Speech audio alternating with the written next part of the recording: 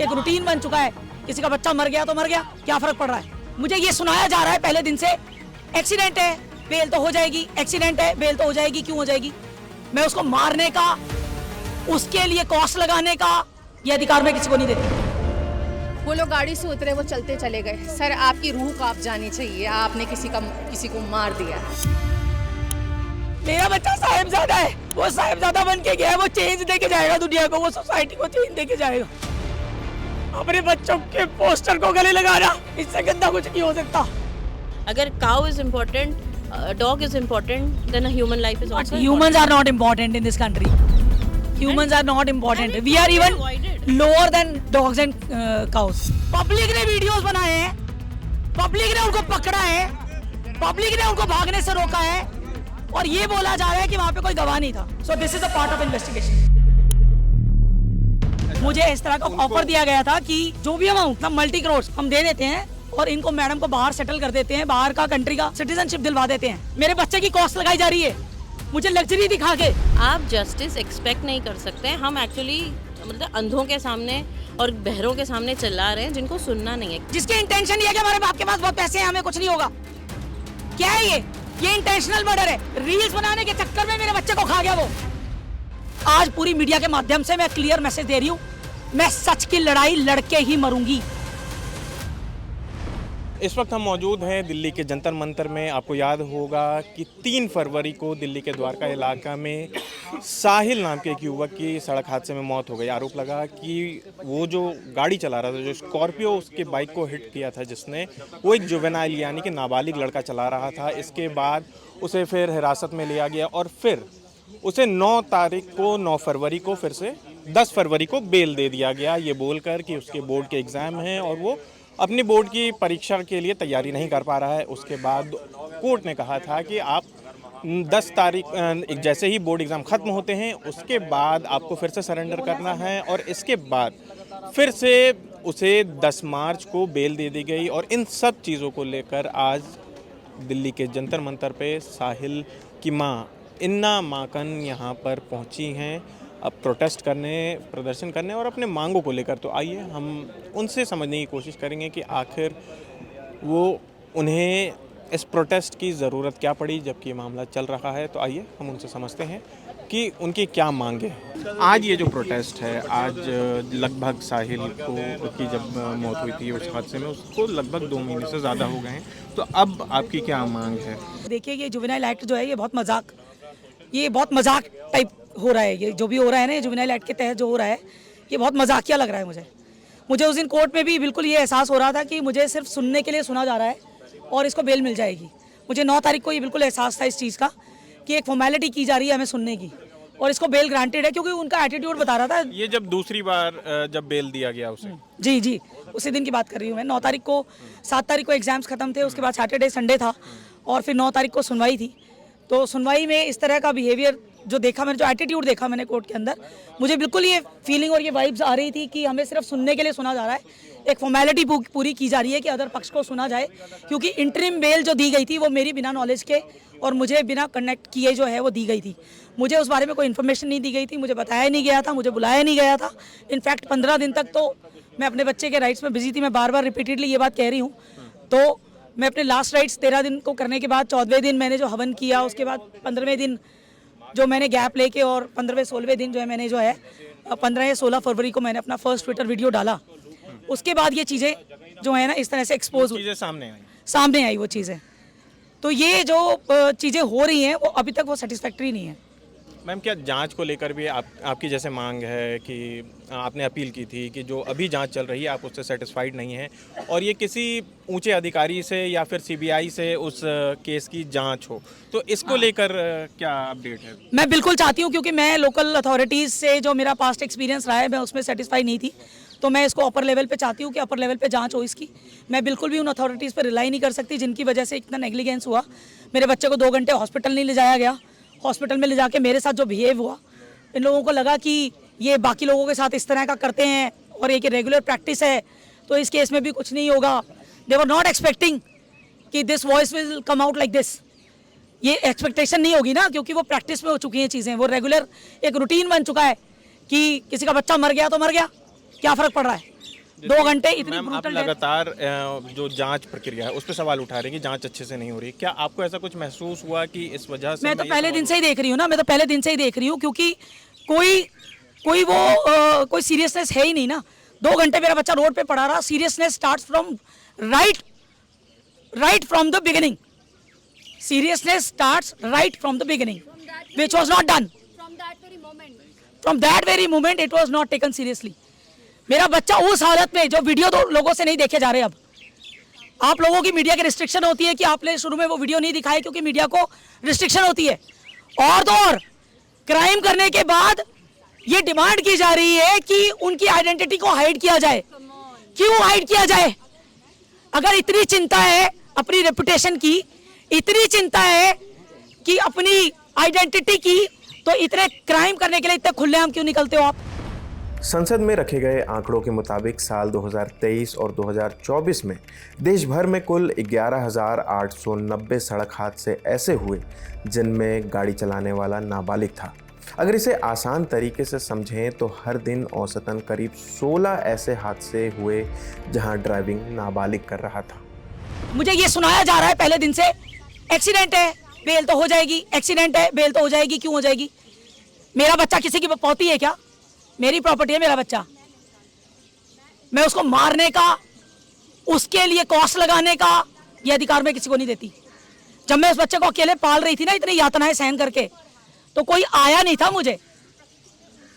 तब कोई कॉस्ट, मेरी पेन की कॉस्ट बेयर करने कोई आया नहीं था मेरे साथ। वो मेरी अकेले की थी। तो वो प्रॉपर्टी भी मेरी है, वो राइट भी मेरा है, वो इंसाफ भी मेरा ही रहेगा। मेरे को इंसाफ चाहिए। आपके साथ पुलिस की तरफ से ऐसा कुछ हुआ जिसकी वजह से आपको लगा कि ये नेग्लिजेंस हो रहा है इस केस में या जांच में? कुछ ऐसा कुछ कभी पुलिस की तरफ से कुछ कहा गया? मैंने बोला ना, फ्रॉम द वेरी मोमेंट मेरे बच्चे को हिट हुआ, वो वहां पे 2 घंटे पड़ा रहा उतनी बुरी हालत में। जब पब्लिक बोल रही है कि बच्चा घूम गया है, पब्लिक बोल रही है उसको कि तूने किसी को मार दिया, और वो बहस कर रहे हैं बहन भाई, इससे ज्यादा भी कुछ चाहिए क्या? इससे ज्यादा नेग्लिजेंस क्या है? इतनी पब्लिक वहां खड़ी थी। सब लोगों ने वीडियो देखे हैं? यहाँ जितनी पब्लिक खड़ी है, कितने लोगों ने वीडियो देखे हैं? आप सब बताइए कितने लोग वीडियो देख के आए हैं? और ये बोला जा रहा है कि वहां पे कोई था ही नहीं, वहां पे कोई गवाह नहीं था। ये इन्वेस्टिगेशन है। पब्लिक ने वीडियोस बनाए हैं, पब्लिक ने उनको पकड़ा है, पब्लिक ने उनको भागने से रोका है, और ये बोला जा रहा है कि वहां पे कोई गवाह नहीं था। So this is a part of investigation.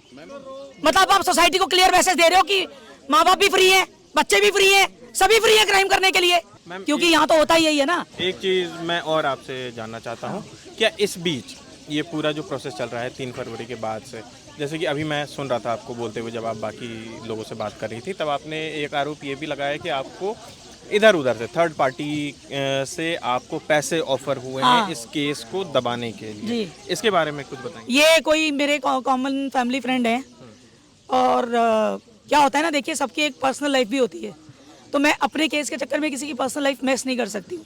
ठीक है ना? मेरे को अगर कोई फेवर कर रहा है तो मैं उसको गलत तरीके से हैरेस होने के लिए सोसाइटी में, यहाँ पहले ही बहुत हरासमेंट है, तो मैं किसी को हैरेस होने के लिए नहीं छोड़ सकती। मैं अपने बच्चे का जिस दिन पिंडदान करने गई थी, उससे 2 दिन पहले वो फैमिली फ्रेंड को मैंने रिक्वेस्ट करी, क्योंकि मेरे को कुरुक्षेत्र जाना था, तो मैं अकेले जाने में सक्षम नहीं थी, तो मैं चाहती थी कि कोई एक चले, और बाकी लोग बिजी थे। फैमिली में मेरे ज़्यादा कोई है नहीं, सिस्टर है, उसकी छोटी बच्ची है, तो उसको मैं ले जा नहीं सकती थी। तो मैंने उनको रिक्वेस्ट करी साथ में चलने के लिए, तो मैंने उनको बोला कि आप आ जाएंगे, तो वो बात करने के लिए घर पे आए थे 2 दिन पहले।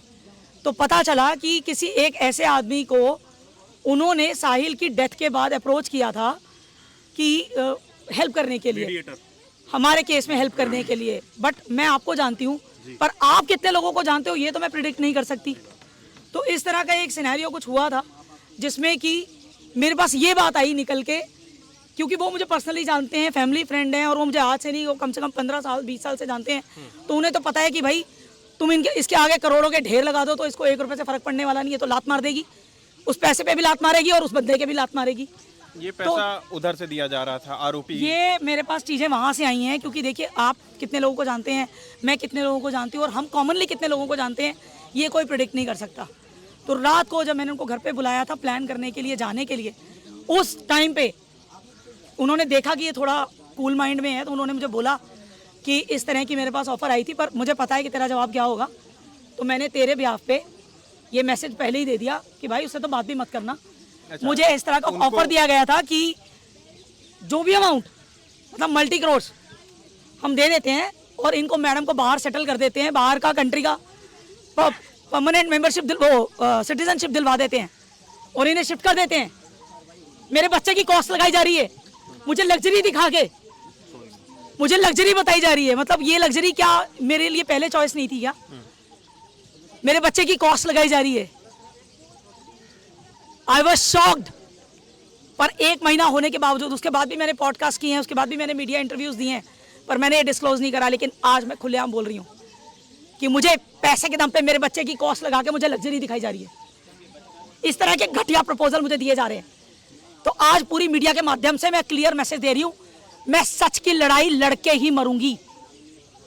मैंने अपने बच्चे, ये सारी पब्लिक जो आई है ना, इनको फर्क पड़ता है, ये इसलिए आए हैं, इनको फर्क पड़ता है।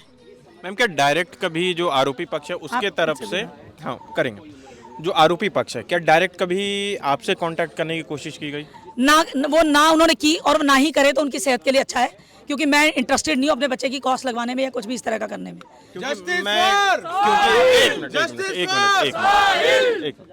क्योंकि मैं कहीं पढ़ रहा था कि जो आरोपी की माँ है और जो पिता है, दोनों ने ही कहा है कि मैं उनका दर्द समझती हूँ और समझता हूँ कि एक बेटे के मौत के बाद एक माँ का मैंने दर्द इस कैसा बात पे होगा। मैंने कहीं पे कमेंट किया हुआ है कि मैंने उनका वीडियो देखा था। इनफैक्ट मैंने अभी पिछले 2-3 दिन पहले ही उनकी माँ का, किसी ने मुझे भेजा, किसी ने मुझे रील भेजी थी उनकी माँ की इंटरव्यू की, तो मैंने उसके ऊपर जो उनकी ये फनी कमेंट्री जो वो कर रहे हैं ना पूरा परिवार, ये मैं सच्चाई, अगर मेरे हालात ने साथ दिया ना, मैं ये पूरी दुनिया को दिखाऊंगी ये फैमिली, इनको कितना रिग्रेट है और ये किस तरह की फैमिली है। ये मगरमच्छ के आंसू जो निकल रहे हैं ना, क्योंकि पूरे मीडिया में, पूरी दुनिया में जब एक्सपोज हो गया ना, तब तो उनको रिग्रेट याद आया कि मेरे बच्चे ने किसी को मार दिया है। तो मेरे 15 फरवरी से पहले हाँ। कहाँ थे? 15 फरवरी से पहले कहाँ थे ये लोग? इतना दर्द था उनको तो इमीडिएटली इनके पास क्यों नहीं आए वो जब सोशल मीडिया में हाईलाइट हुआ मामला तो अपने मगरमच्छ जैसे आंसू निकालने लगे। उन आंसुओं को तो कोई ये नहीं है, तवज्जो नहीं अपने आप को जस्टिफाई भी तो करना है ना उन्हें। क्या नाम हुआ आपका? आशीष वर्मा। आशीष, आप कहाँ से आए हैं? मैं चंडीगढ़ से आया हूँ। चंडीगढ़ से आए हैं। क्यों आपको लग रहा था कि यहाँ पर दिल्ली आना चाहिए इस प्रोटेस्ट में शामिल होने? मैं तो अपनी सिस्टर के लिए आया हूँ और जो बच्चा गया है उसके लिए आया हूँ। अच्छा। जिस तरह से गया है, कितना गलत हुआ है, उसकी वजह से मैं यहाँ पे आया हूँ। अच्छा, जिससे कि मैं इनको कुछ सपोर्ट कर सकूँ, इनको सपोर्ट करने के लिए आया हूँ मैं। इन्होंने मुझे फाइनेंशियली भी सपोर्ट करने की बहुत कोशिश की है, तो मैं ऐसे लोगों को जो किसी का दर्द फील कर पाते हैं, मैं सैल्यूट करती हूँ ऐसे लोगों को जो दूसरे का दर्द फील कर सकते हैं। जो दूसरे का दर्द फील कर सकते हैं, सिर्फ वही दुनिया में चेंज लेके आते हैं। माता गुजरी जी ने अपने 4-5 साहिबजादे दिए ना अपने बच्चे, शहीद हुए ना। मेरा भी साहिबजादा है, मेरा बच्चा साहिबजादा है। वो साहिबजादा बन के गया है, वो चेंज दे के जाएगा दुनिया को, वो सोसाइटी को चेंज दे के जाएगा। ये ट्रिब्यूट मैं दूंगी उसको, मेरी लड़ाई उसको ये ट्रिब्यूट देगी। मेरा बच्चा साहिबजादा बन गई, साहिबजादा ही है मेरा बच्चा। जब था यहाँ पे लोगों के बीच में, तब भी सबको मदद करता रहता था, मेरी गालियां खाता रहता था, जा जाके सबको मदद करता रहता था। मुझे बताता नहीं था कहाँ जा रहा है, क्या कर रहा है। कुत्तों को, बिल्लियों को, इंसानों को, बड़ों को, छोटों को। सबने रील में देखा है ये सब, आप सबने देखा होगा ये। सबने देखा। उसका बिहेवियर सबको पता चल गया। वो जीते जी भी नेक कमाई कर गया, उसके जाते जाते भी उसकी नेक कमाई जिंदा रहनी चाहिए। मेरा यही मैसेज है। मैं अपने बच्चे को यही सच्ची ट्रिब्यूट मेरी यही होगी। मेरे बच्चे के नाम से लोगों के बच्चे सेफ हो, सिक्योर हो, और कोई माँ बाप ऐसे ना रोए कभी। अपने बच्चे को फोटो और वीडियो में कोई ना देखे, कोई पोस्टर में गले ना लगाए, ये कोई माँ बाप ना देखे कभी भी। ये नहीं होना चाहिए। इससे बुरा कुछ नहीं हो सकता माँ बाप के लिए, अपने बच्चों के पोस्टर को गले लगाना। पानी दे दीजिए, अगर पानी है तो पानी दे दीजिए। मैम पानी पी लीजिए। इससे गंदा कुछ नहीं हो सकता। ये आप जानते ही होंगे, शिल्पा मित्तल, सिद्धार्थ मर्सिडीज केस की विक्टिम, उनकी सिस्टर, 10 साल से ये केस लड़ रही हैं और अभी तक इनका जो है फाइनल ऑर्डर जो है वो पेंडिंग है। तो मैं चाहूँगी आप इनसे भी थोड़ा इनकी लड़ाई का भी पता करिए, क्योंकि इससे इनसे बहुत सपोर्ट मिल रही है मुझे और मिलेगी फ्यूचर में। जो भुगत चुका होता है ना वही दूसरे को सपोर्ट कर सकता है, क्योंकि जिसका गया होता है ना सिर्फ उसी को दर्द होता है।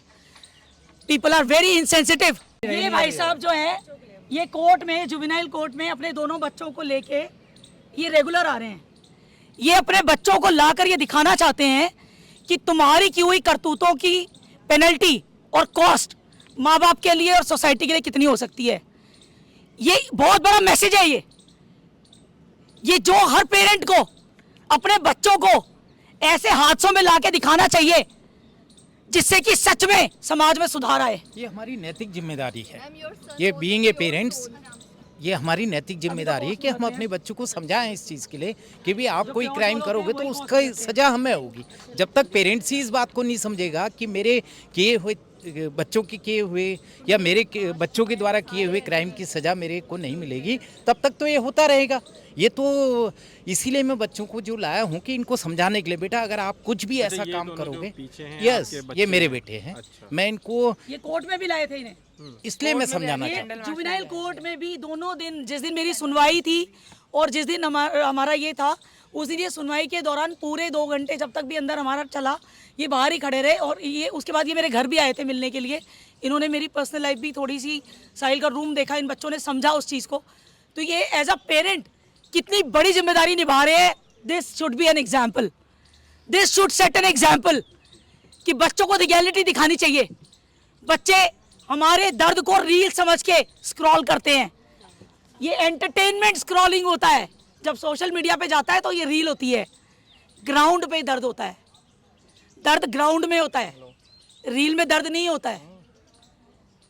So this is the biggest responsibility and this is the biggest example he is setting for the society through his kids end of his own. ये शिल्पा मित्तल है, मैं चाहूँगी आप इनसे भी बात करें क्योंकि इनकी भी जर्नी बहुत लंबी रही है।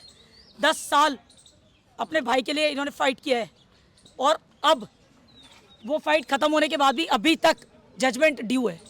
हाँ, एक्चुअली ऑनेस्टली स्पीकिंग मुझे एक बार आप अपना इंट्रो दे देंगे। ओके, सो मेरा भाई 32 इयर्स का था। रात को रोड क्रॉस कर रहा था एंड तेज मर्सिडीज़ आई थी। 2016 में फर्स्ट टाइम कोई केस वीडियो पे आया था।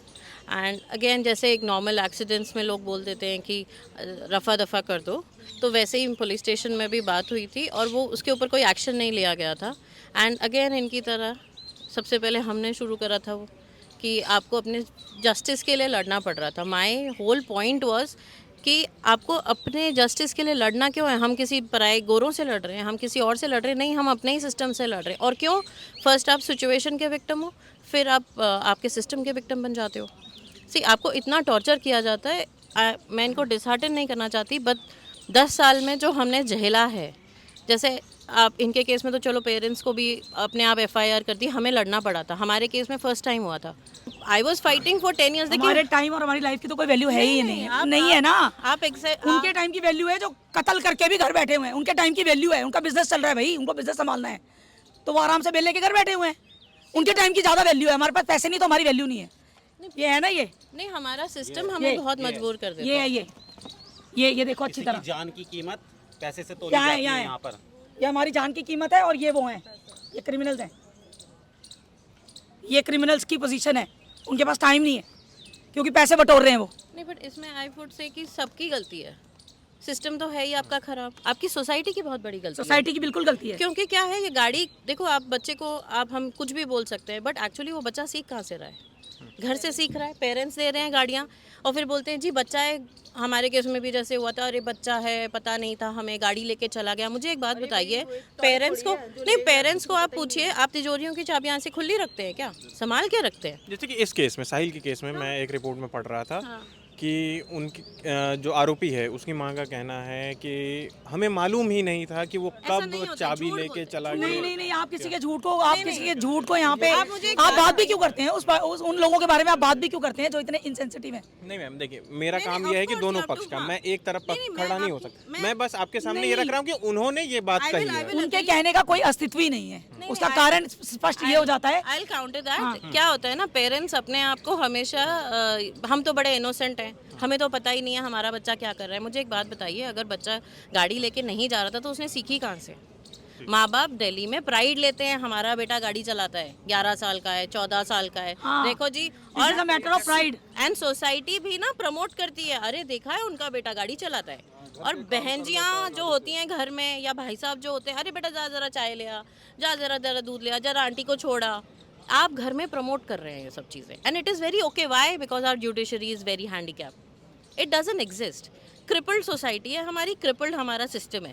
आप जस्टिस एक्सपेक्ट नहीं कर सकते हैं। हम एक्चुअली मतलब अंधों के सामने और बहरों के सामने चिल्ला रहे हैं जिनको सुनना नहीं है। क्या है ना, हम हैं मिडिल क्लास, है ना, मिडिल क्लास, लोअर क्लास। हम सिर्फ वोटों के टाइम पे याद आते हैं, और मिडिल क्लास तो वोट के टाइम पे भी नहीं आता क्योंकि हमारी यूनिटी नहीं होती है।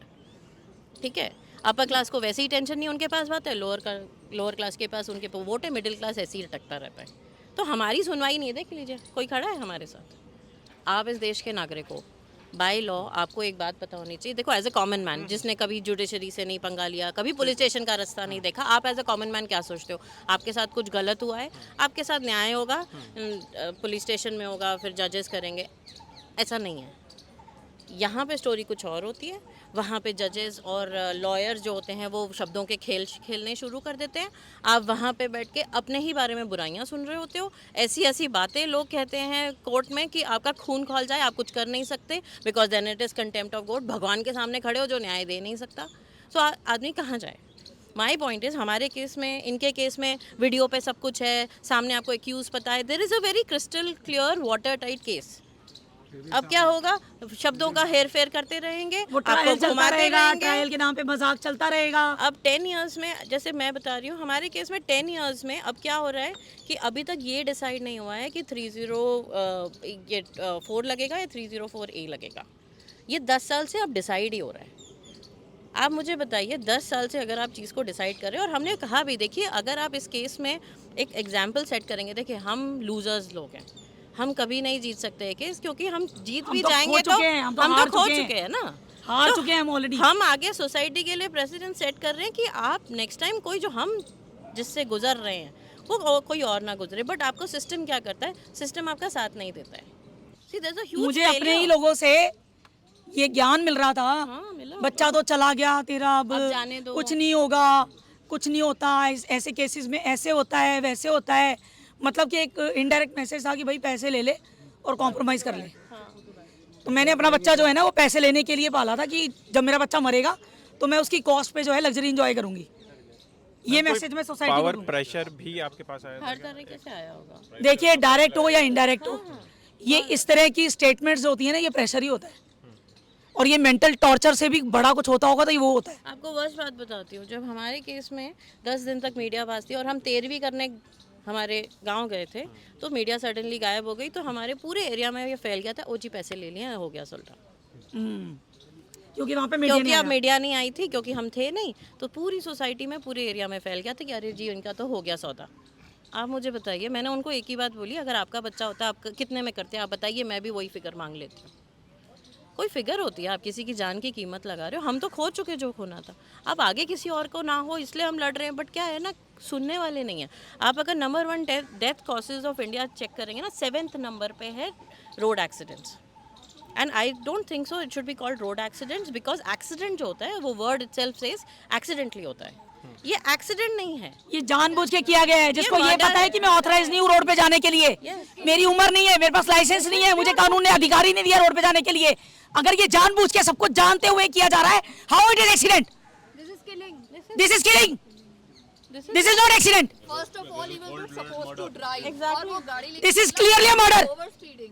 जिसकी इंटेंशन ये है कि हमारे बाप के पास बहुत पैसे हैं, हमें कुछ नहीं होगा। क्या है ये इंटेंशनल मर्डर है। हम कुछ भी करके आ जाएंगे बाहर, हम घर आ जाएंगे, हमारा बाप हमें बचा लेगा। क्यों भाई? 10 साल के बच्चे He's को भी making पता होगा reels. कि मैं अगर गाड़ी ऐसे चला सकता रील्स बनाने के चक्कर में मेरे बच्चे को खा गया वो। मैं एक चीज़ समझना चाहता हूँ आपसे कि तकरीबन दोनों केस, आपके केस को देखे, मैम के केस को देखे, तो 10 साल का वक्फा गुजर चुका है। इस 10 साल में आपने क्या कुछ देखा है कि क्या बदलाव आया और क्या बदलने की वी वर जरूरत फाइटिंग है? For 2-3 things. एक तो आप जुवेनाइल एक्ट बनाए, क्योंकि जब हमारे टाइम पे एक्सीडेंट हुआ था जुवेनाइल के लिए कोई लॉ ही नहीं था। So we fought for it कि जुवेनाइल ड्राइविंग को एज अ पनिशमेंट पहले तो आप एक्नॉलेज करो। पहले तो बोलते थे बच्चा है जाने दो, तो कोई लॉ ही नहीं था, तो at least we got that law made. Secondly parents को एक्यूज करो, क्योंकि हमारे टाइम पे सीधा बोल दिया जी वो तो बच्चा है, माँ बाप को पता नहीं था, इधर आपका बच्चा मर गया, कोई जवाबदारी नहीं है। मैं ठीक है अगर वो बच्चा है, आई मेट अ कमिश्नर, उसके बाद एक्शन हुआ था। कमिश्नर को मैंने बोला मुझे आप बताइए यहाँ पे ये इसको आपने बोल दिया जी बच्चा है, चलो हमने भी मान लिया ये बच्चा है, माँ बाप की तो जवाबदारी है, किसी की तो होगी, या तो ये एडल्ट कंसिडर करो या फिर इसको बच्चा समझ के गार्जियन को पकड़ो, किसी को तो पकड़ोगे कि दोनों चले जाएं, हमारा तो बंदा चला गया, आप यहाँ पे मज़े ले रहे हो, इधर इधर इधर इधर ब्लेम गेम खेल रहे हो। और that is the saddest part, क्योंकि आप ही के लोग हैं जिनसे आप लड़ रहे हो, आप ही का सिस्टम है, ये आप ही के सोसाइटी से निकले हुए लोग हैं, कोई पुलिस जज कोई बाहर से थोड़ी ना आए हैं, ये आप ही की सोसाइटी में आपके आसपास रहते हैं, उनको पता है रियलिटीज़, बट पूछ नहीं रहा है ना, कोई चेंज लाना नहीं चाहता है। इमेजिन 1.5 लाख लोग हर साल मर रहे हैं, 7th largest cause of death मैं बता रही हूँ, क्यों नहीं एक्शन लिया गया? I am all up for animal rights and this and that, dog के लिए आपने फटाफट लॉ पास किया क्योंकि आपका मोटिव है। पॉलिटिकल पार्टीज जो भी हो, मैं कहती हूँ, सी पॉलिटिकल पार्टीज में I don't want to make it politicise, but the fact is आपके लिए कोई भी पॉलिटिकल पार्टी काम नहीं कर रही है, वो अपने एजेंडा सेट कर रहे हैं। जो पार्टी आती है अपने लिए काम करती है, आपके लिए नहीं काम करती है। हमारा एक ही चीज़ कहना है कि आप हमारे होते हैं पर काम हमारे लिए नहीं होता है। वोट हमारे होते हैं सीट पे बैठने के लिए, पर काम हमारे लिए नहीं होता है। आप चेंज कर सकते हो, आपके पास पावर है, आपके पास मेजॉरिटी है, जो भी है।